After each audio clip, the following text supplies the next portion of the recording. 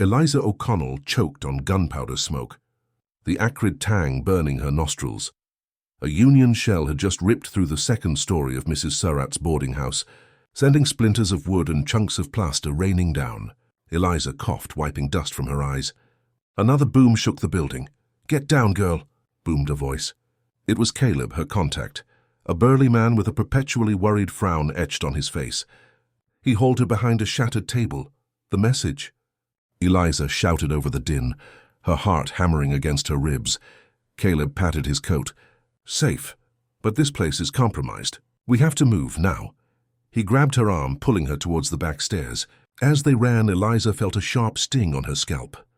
She reached up, her fingers brushing against something stiff and unfamiliar tangled in her hair. A hairpin? No, something else. She glanced back at Caleb. He was already halfway down the stairs, urging her on. What had he put in her hair? And why now? Caleb didn't offer an explanation as they burst out the back of the boarding house and into a narrow alley. The air was thick with smoke and the acrid smell of gunpowder. He pushed her forward, his grip tight. "Where are we going?" Eliza gasped, dodging a runaway wheelbarrow. "Safer house," he grunted, not breaking stride. "Less conspicuous." The safer house turned out to be a cramped, dimly lit milliner's shop a few blocks away. A bell jingled as they entered, and a woman with tired eyes and flour dusting her apron looked up from a half-finished bonnet. "Caleb," she acknowledged with a curt nod. Upstairs, they climbed a rickety staircase to a small, sparsely furnished room. Caleb finally stopped, panting slightly. He turned to Eliza, his worried frown deeper than ever. "All right, girl. Show me." Eliza frowned, confused. "Show you what? What was that you put in my hair?" Caleb's eyes darted nervously around the room. "Later, the message, Mrs. Greenhouse's message. It's secure?" Eliza's hand instinctively went back to her hair, probing the strange object. It felt like a tightly wound coil. "I think so." "I haven't had a chance to—" "Get it out, Eliza, now. Every second counts." Caleb's voice was sharp, laced with a desperation she hadn't heard before. Hesitantly, she began to untangle the strands around the object. It was indeed a coil made of something stiff and waxy. As she worked, she realized it was covered in hair, not hers, fine blonde hair. Finally, she freed the coil and held it in her palm. It was surprisingly heavy. She looked at Caleb, her face a mask of questions. He snatched the coil from her hand and began to carefully unwind it. Inside, nestled amongst the blonde hair, was a tiny rolled-up piece of paper. He unfurled it, his lips moving silently as he read. "Damn," he muttered, crushing the paper in his fist. "Damn them all to hell. What is it?" "What does it say?" Eliza demanded, her anxiety growing with each passing second. Caleb looked at her, his eyes filled with a mixture of fear and anger. "It's bad, Eliza, real bad. The Union is planning a major offensive. They know about everything, everything." Her voice was barely a whisper. "How?" He shook his head. "Doesn't matter how. What matters is getting this information to Richmond. And that," he added, his gaze hardening, "is going to be a lot harder now." He paced the small room, his brow furrowed in thought. "They must suspect something. Putting the message in your hair. It was a risk, a desperate one. But it was the only way I could think of to get it past the checkpoints. So what now?" Eliza asked, trying to keep the fear from creeping into her voice. "Now," Caleb said, stopping his pacing and looking directly at her, "we disappear." "You disappear. Understand? No contact. No letters, nothing. And you definitely don't go back to Mrs. Surratt's. But what about Mrs. Greenhouse?" Eliza asked, thinking of the formidable woman who had orchestrated so much from behind the scenes. "Mrs. Greenhouse," Caleb said grimly, "is a very resourceful woman. She'll manage. But you, Eliza, you're just a pawn in this game. And pawns get sacrificed all the time." He reached into his pocket and pulled out a small tarnished silver locket. He pressed it into her hand. "Take this. It's something to remember me by, and it might be useful someday." Eliza looked at the locket, her fingers tracing the worn surface. It felt cold and heavy in her hand. "Where will you go?" she asked, her voice thick with emotion. Caleb hesitated, his eyes filled with a fleeting sadness. "That's not something you need to know. Just trust me, Eliza. Stay safe. And don't trust anyone." He turned to leave, but then stopped at the door. He looked back at her, his expression unreadable. "And one more thing, Eliza, get rid of that blonde hair. Dye it, cut it, burn it. Just make sure no one ever sees it again." With that he was gone, leaving Eliza alone in the small room, the weight of the locket and the weight of the secrets she now carried heavy in her hands. The faint smell of gunpowder still clung to her clothes, a constant reminder of the danger that surrounded her. She was a pawn, yes, but a pawn who now knew too much. And in this war, knowing too much could be a death sentence. She looked at the coil of blonde hair, now discarded, on the table. It was time to disappear. Eliza stared at the discarded coil of her blonde hair, its golden sheen mocking her in the dim light. Caleb's words echoed in her mind. Get rid of it. He was right, of course. Her distinctive hair was a beacon, a calling card for anyone who might be looking for her. She had to become someone else, someone unrecognizable. Panic clawed at her throat, but she forced it down. She needed a plan, a disguise, and quickly. The sun wouldn't stay hidden forever, and with each passing moment the risk of discovery increased. She glanced around the room, her eyes scanning for anything that could help. A rusty kettle sat on the hearth. A few stray pieces of charcoal lay scattered nearby. An idea, desperate but potentially life-saving, began to form. She grabbed the kettle and filled it with water from a nearby bucket. As she waited for it to heat over the meager fire, she gathered the charcoal, crushing it into a fine powder with the back of a spoon. The smell of soot filled the air, mingling with the lingering scent of gunpowder. When the water finally boiled, she carefully mixed the charcoal powder into it, creating a thick black paste.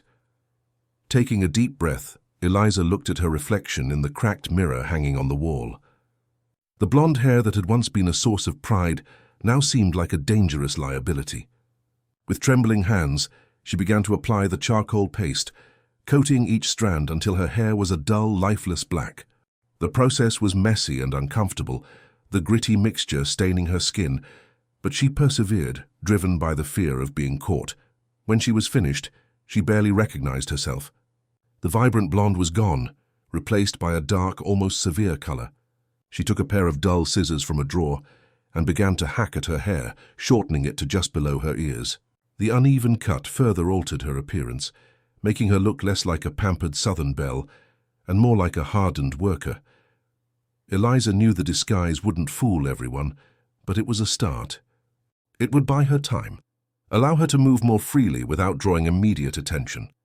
Now she needed to disappear from this place, to create a new identity, a new life. But where to go? Caleb hadn't given her any direction, any instructions. He had simply told her to run. She fingered the locket hidden beneath her dress. It was her only connection to him, her only clue to the secrets she now possessed. She had to protect it and herself at all costs. She decided to head north towards the Union lines. It was a risky move, but she reasoned that she would be less likely to be suspected as a Confederate sympathizer if she was traveling in that direction. Besides, she couldn't stay here, in the heart of enemy territory, waiting to be discovered. As she packed a small bag with the few belongings she had, a change of clothes, some hardtack and the precious locket, she heard the sound of horses approaching. Her heart leaped into her throat. Were they looking for her? Had they already discovered her connection to Caleb? She quickly extinguished the fire and hid in the shadows, peering out the window. A group of Confederate soldiers rode past, their faces grim, their weapons at the ready. They didn't stop, didn't even glance at the house, but their presence was a stark reminder of the danger she was in. Eliza knew she couldn't delay any longer. She had to leave now. She slung the bag over her shoulder, took one last look around the room that had been her prison and her sanctuary, and slipped out the back door, melting into the darkness. The wind whipped around her, carrying the scent of pine and the distant rumble of cannon fire. She was alone, on the run, with a secret that could change the course of the war. And she was terrified. Eliza knew she couldn't delay any longer. She had to leave now. She slung the bag over her shoulder, took one last look around the room that had been her prison and her sanctuary, and slipped out the back door, melting into the darkness. The wind whipped around her, carrying the scent of pine and the distant rumble of cannon fire. She was alone, on the run, with a secret that could change the course of the war. And she was terrified. The forest offered little comfort, the branches clawing at her dress, the undergrowth snagging at her ankles. Every snap of a twig sent a jolt of fear through her. She moved quickly but cautiously, sticking to the shadows, using the natural cover to conceal her passage. The distant rumble of cannon fire grew louder, a constant reminder of the conflict raging around her. After what felt like hours, she reached a small dirt road. It was a risk to be on the road, more exposed, but it was faster than fighting her way through the dense undergrowth. She hesitated, listening for any sign of approaching soldiers, then darted across, disappearing into the trees on the other side. She continued north, driven by a desperate hope and fueled by adrenaline. Hunger gnawed at her stomach, and her throat was parched, but she dared not stop to rest. She had to put as much distance as possible between herself and the house, between herself and the Confederacy. As dusk began to settle, painting the sky in shades of orange and purple, she spotted a small farmhouse in the distance. Their wisp of smoke curled from the chimney, promising warmth and perhaps a moment of respite. Eliza knew it was dangerous to approach, but the thought of a hot meal and a safe place to sleep was too tempting to resist. She approached cautiously, staying in the shadows, observing the house for any signs of danger. She saw a woman tending to a small vegetable garden, her face etched with worry. Eliza took a deep breath and stepped out of the trees. "Excuse me," she said, her voice trembling slightly. "I'm lost and I was wondering if you could help me." The woman turned, her eyes widening in surprise. She studied Eliza for a moment, her gaze sharp and assessing. "Lost, are you?" she said, her voice guarded. "Where are you headed?" Eliza hesitated. She couldn't tell this woman the truth. She couldn't risk revealing the secret she carried. I'm trying to reach my family in Maryland," she said, improvising. "My home was caught in the fighting, and I was separated from them." The woman's expression softened slightly. "Maryland, eh? That's a long way from here, and dangerous with the war and all." "I know," Eliza said, her voice pleading, "but I have to try. My family. They're all I have left." The woman sighed, her shoulders slumping. "Come inside," she said. "I'll give you something to eat. You look half-starved." Eliza followed the woman into the house, her heart pounding with a mixture of relief and apprehension.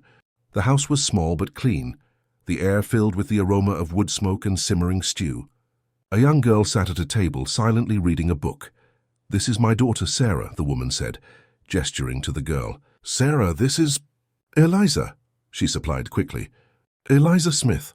"Eliza," the woman repeated. "I'm Martha." Martha led her to the table and placed a bowl of stew in front of her. Eliza ate ravenously, savoring every bite. It was the first real meal she'd had in days. "So, Eliza," Martha said, watching her closely, "what brings you to these parts? This ain't exactly a safe place for a young woman alone." Eliza swallowed a mouthful of stew. "Like I said, I'm trying to reach my family. I heard they were heading north towards Maryland." Martha nodded slowly, but Eliza could see the suspicion in her eyes. She knew Martha didn't believe her story, but she didn't press her, at least not yet. "You can stay here tonight," Martha said, "but you'll have to be gone by morning. I can't afford to get involved in anyone else's troubles." "Thank you," Eliza said, relief flooding through her.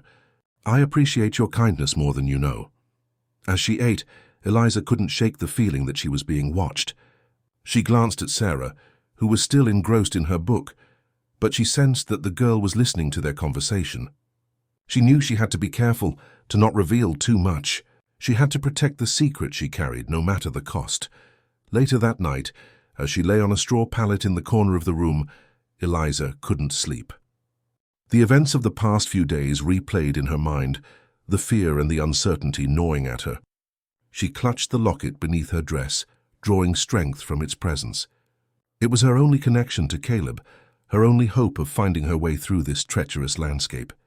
She knew that staying with Martha was a risk. The woman clearly didn't trust her, and she had no idea what Martha might do if she discovered the truth. But she had nowhere else to go. She was alone, hunted, and she had to trust someone, even if that trust might be misplaced. As the first rays of dawn filtered through the window, Eliza rose, packed her bag, and prepared to leave.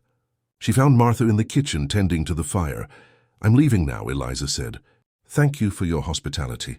Martha nodded, her expression unreadable. "Be careful out there," she said.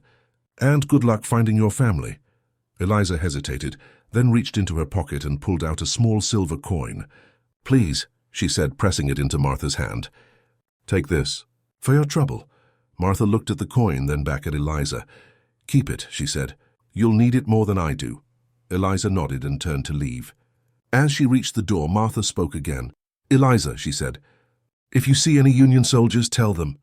Tell them that the people here are suffering. Tell them that we just want this war to be over." Eliza looked at Martha, her eyes filled with understanding. She knew then that Martha wasn't just a weary farmer. She was a woman caught in the middle of a conflict she didn't understand, a woman who longed for peace.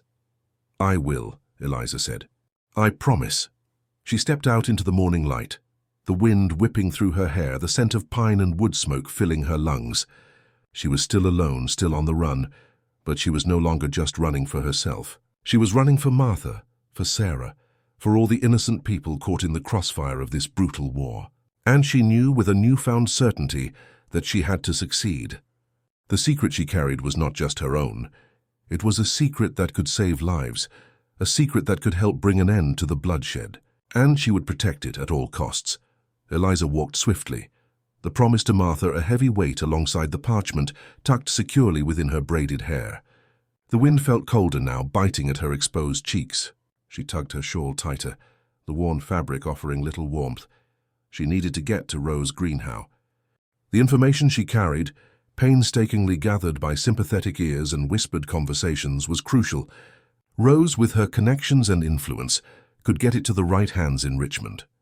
Eliza just needed to reach her. The journey was fraught with peril. Union patrols were becoming more frequent, their blue uniforms a stark contrast against the muted browns and greens of the Virginia countryside. Eliza hugged the tree line, moving with a practiced stealth she'd learned from years of navigating these woods. Once she had to duck behind a thick oak as a group of soldiers rode past, their laughter echoing through the trees, a jarring sound in the otherwise silent landscape. Her heart hammered against her ribs, each beat a frantic drum urging her onward. She reached a small abandoned church, its steeple long since fallen. It offered a brief respite, a chance to catch her breath and gather her wits. Stepping inside, the air was thick with the smell of damp wood and decay. Sunlight streamed through the broken windows, illuminating dust motes dancing in the air. Eliza leaned against a crumbling wall, pulling out a piece of dried beef from her satchel. She chewed slowly, savoring the meager sustenance. Doubt gnawed at her. Was she doing the right thing? Was this information truly worth the risk? She thought of Martha's weary face, of Sarah's innocent eyes. She thought of the countless others caught in the war's relentless grip. They needed this to end. They deserved a chance at peace. The doubt receded, replaced by a renewed sense of purpose. As she finished her meal, she heard a sound, a twig snapping outside. Eliza froze, her senses on high alert. She moved silently to a window, peering cautiously through a crack in the boarded-up frame. Two men were approaching the church. They weren't wearing uniforms, but their rough clothes and wary expressions suggested they weren't farmers either. They moved with a purpose that spoke of something more than just seeking shelter. Eliza's mind raced. Were they Union spies, Confederate deserters, or something else entirely? She couldn't take the chance. The information she carried was too important. She slipped out the back of the church, melting back into the woods. She knew she couldn't stay on the road. She had to find a different way, a safer path to Rose Greenhow. This journey had just become even more complicated. The sun began to dip below the horizon, casting long shadows across the landscape. Eliza found a small cave hidden behind a waterfall, a place she'd discovered as a child. It was damp and cold, but it offered shelter and concealment. She huddled inside, shivering despite her shawl. She pulled out the parchment, unbraiding a section of her hair to retrieve it. By the dim light filtering through the waterfall, she reread the message, committing it to memory. It was a complex cipher, but she knew it well. It detailed Union troop movements, supply routes, and planned offensives. Information that could save lives if it reached the right hands in time. As she finished, she heard voices outside the cave. They were close, too close. Eliza quickly rehid the parchment in her hair, her fingers trembling with fear. She pressed herself against the back wall of the cave, hoping the darkness would conceal her. "I tell you, I saw someone go in there," one of the voices said, his tone gruff and menacing. "A woman. Alone." Eliza held her breath, her heart pounding in her chest. They were coming for her. She was trapped. A woman alone? Another voice echoed, laced with skepticism. You've been hitting the corn whiskey again, Jed. Probably just a deer. I ain't drunk, Silas, Jed retorted, his voice growing louder. I saw her clear as day, slipping behind that waterfall. And she weren't no deer unless deer started wearing bonnets. Eliza squeezed her eyes shut, praying they would leave. She knew these men. They were Union soldiers, part of the patrol that had been scouring the area for Confederate sympathizers. If they found her, she'd be arrested, imprisoned, maybe even hanged. All right, Silas conceded, though Eliza could hear the suspicion in his voice. Let's just take a quick look. But if it's a wild goose chase, you're buying the next round, Jed. Eliza heard the crunch of boots on gravel as they approached the waterfall. She scanned the cave frantically, searching for an escape, a weapon, anything. But there was nothing. She was cornered. The waterfall masked her breathing, but she knew they'd hear her heart hammering against her ribs if they got close enough. She closed her eyes, picturing Rose Greenhow, the legendary Confederate spy. Rose wouldn't cower. Rose would fight. Taking a deep breath, Eliza steeled herself. She wouldn't go down without a fight. She straightened her back, ready to face whatever came next. The first soldier, Jed, pushed aside the curtain of water, his rifle raised. His eyes widened as he saw her. Well, he said, a cruel smile spreading across his face. What do we have here? Looks like we found ourselves a little bird, Silas said, stepping into the cave behind Jed. A Confederate bird, judging by the look of her. Eliza met their gaze, her expression defiant. I am no bird, she said, her voice trembling slightly but firm. I am an American citizen. An American citizen aiding and abetting the enemy, Jed sneered. That makes you a traitor, little bird. He took a step closer, his rifle still pointed at her chest. Now let's see what you're hiding. He reached out to grab her. Eliza reacted instantly. She sidestepped his grab, using the momentum to push past him towards the cave entrance. Jed stumbled, momentarily thrown off balance. She's getting away. Silas yelled, raising his rifle. Eliza burst through the waterfall, the icy water stinging her skin. She ran, her lungs burning, her feet slipping on the wet rocks. She knew she couldn't outrun them. They were soldiers, armed and on horseback. But she had to try. She darted between trees, scrambling over fallen logs, desperate to put as much distance between herself and the cave as possible. She could hear them crashing through the underbrush behind her, their shouts echoing through the woods. Suddenly she tripped, her ankle twisting beneath her. A sharp pain shot up her leg, and she cried out, collapsing onto the ground. She tried to get up, but her ankle wouldn't support her weight. She was trapped. The soldiers were closing in. She could hear their heavy breathing, the crackle of leaves beneath their boots. She looked around frantically, searching for a place to hide, but there was nowhere to go. Jed and Silas emerged from the trees, their rifles trained on her. Nowhere left to run, little bird, Jed said, his voice dripping with triumph. Eliza glared at them, her eyes filled with defiance. I would rather die than betray my cause, she said, her voice trembling but unwavering. Silas chuckled. We'll see about that. He gestured towards Jed. Search her. See what she's carrying. Jed approached Eliza cautiously, his eyes scanning her for any sign of resistance. He reached out to search her pockets. Eliza knew she had to protect the message at all costs. It was too important to fall into the wrong hands. As Jed's hand reached for her hair, she knew what she had to do. The voices grew closer, the men's heavy footsteps echoing in the confined space outside the cave. Eliza knew she couldn't stay hidden. They'd find her eventually, and what they'd do then was far worse than capture. Taking a deep breath, she stepped out of the cave, the cascading water momentarily obscuring her from view. 2 Union soldiers stood there, rifles raised, their faces hard. Hold it right there, one barked, his eyes narrowed. What are you doing here, woman? Eliza raised her hands, feigning innocence. Just taking a walk, she stammered. I got lost. The soldiers exchanged skeptical glances. Lost, huh? In the middle of nowhere, near known Confederate sympathizers. I live nearby, Eliza insisted, her voice trembling slightly. My family, they're waiting for me. The other soldier stepped forward, his eyes scanning her up and down. You look familiar. Haven't I seen you around town? Eliza's heart leaped into her throat. She recognized him. He was one of the guards at the Union headquarters, the one who always seemed to watch her a little too closely. I don't think so, she said, trying to sound confident. "I rarely leave my house," he smirked. "That's not what I heard. I heard you were a bit of a traveler, delivering messages, perhaps." Eliza knew she was caught. There was no point in denying it anymore. "What if I am?" she said, her voice hardening. "What if I'm helping my people defend their homes?" "Then you're a traitor," the soldier snarled, lowering his rifle. "And traitors get what they deserve." He lunged for her, grabbing her arm. Eliza struggled, but he was too strong. She knew she had to act fast. Remembering the small knife she kept hidden in her boot, she kicked out, connecting with his shin. He yelped in pain, releasing his grip. Eliza seized the opportunity, darting towards the nearby river. She plunged into the water, the cold shocking her system. The river's current was strong, pulling her downstream.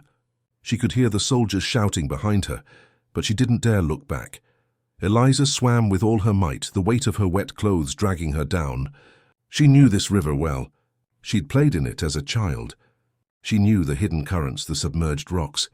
She saw a fallen log ahead, partially submerged in the water. She swam towards it, grabbing hold and pulling herself out of the main current. She clung to the log, gasping for breath, her body numb with cold. She watched as the soldiers ran along the riverbank, searching for her. They were getting closer. Eliza knew she couldn't stay there. Taking another deep breath, she let go of the log and plunged back into the water. She swam underwater, using the current to carry her further downstream. She knew of a small island a few miles away, a place where she could hide until nightfall. The swim was grueling, the cold was relentless, and her muscles were screaming in protest. But she kept going, driven by the knowledge that lives depended on her. Finally, she reached the island, collapsing on the sandy shore, shivering uncontrollably. She was exhausted, but she was alive. As darkness fell, Eliza made her way to the mainland. She knew she couldn't go back to her old life. She was a wanted woman now, her face known to the Union soldiers, but she also knew that she couldn't give up. The Confederacy needed her, and she wouldn't let them down. She continued her work as a spy, using her wit and courage to outsmart the enemy. She became even more careful, more resourceful. She learned to trust no one, to rely only on herself. Rose Greenhouse's story became her inspiration. The way she cleverly hid messages in her hair became a symbol of Eliza's defiance and ingenuity. The bravery with which she faced death fueled Eliza's determination. Months later, as the war raged on, Eliza found herself on a ship bound for Europe, carrying crucial information for Confederate diplomats. She knew the risks were high, but she was willing to do anything to help her cause. But fate had other plans. A storm arose, tossing the ship violently. Eliza, along with many others, was thrown overboard. As she struggled in the churning water, she felt the weight of the gold coins sewn into her dress, a fortune meant to support the Confederacy. The weight dragged her down, pulling her further and further beneath the waves.